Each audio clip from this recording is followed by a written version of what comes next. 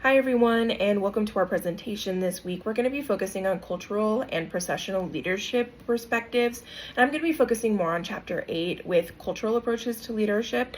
So as we're getting started, I think it's really important to kind of define what a cultural approach to leadership looks like versus a processional approach. So based on my interpretation, reading through our chapter this week, is that cultural leadership is a holistic approach to leadership, and it creates an assumption that leadership development and assumptions exist within social systems that are reflective of different identities and beliefs of social groups and cultural influences.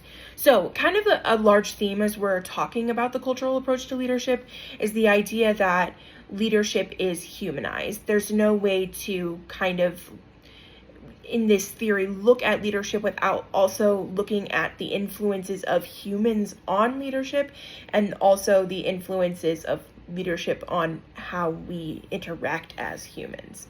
Now, this is sort of in direct contrast to processional leadership, which is more involved with the systems and the organization and how those systems work together. So that, I would say, is a more bird's eye view of leadership and looking more on the system side of it and removing sort of the human factor from how leadership starts to build and works.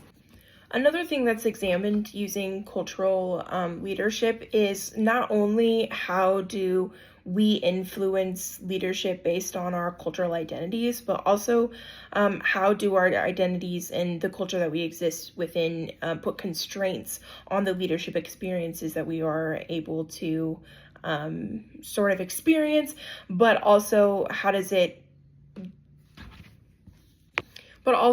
do the experiences and the assumptions about leadership within our own cultures constrain the way in which we also perform in our leadership roles. And one of the important things to think about with cultural leadership is that there's going to be several layers of context that are important in shaping it.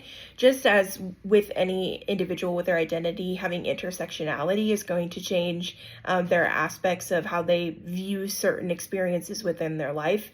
That intersectionality and how we view leadership will also change depending on the culture that we grew up in, depending on the culture of leadership in which we are attempting to get into, and also depending on how the culture views our own identities as we are engaging within leadership.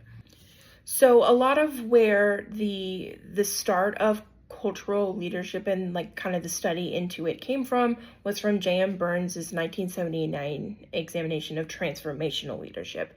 So in this, he is starting to kind of transform our idea of processional leadership based on the fact that the role of values and purpose of the leadership process, how that plays into the way in which we build those leadership roles and organizational roles. So one of the really big questions I think will start to pop up as we're talking about this cultural approach is, can leadership systems actually exist without culture? Is it possible to remove the human? Is it possible to remove the influence of social and cultural norms from the way in which we create leadership positions and roles in organizations? And really, it has me thinking about whether, and all of that underlined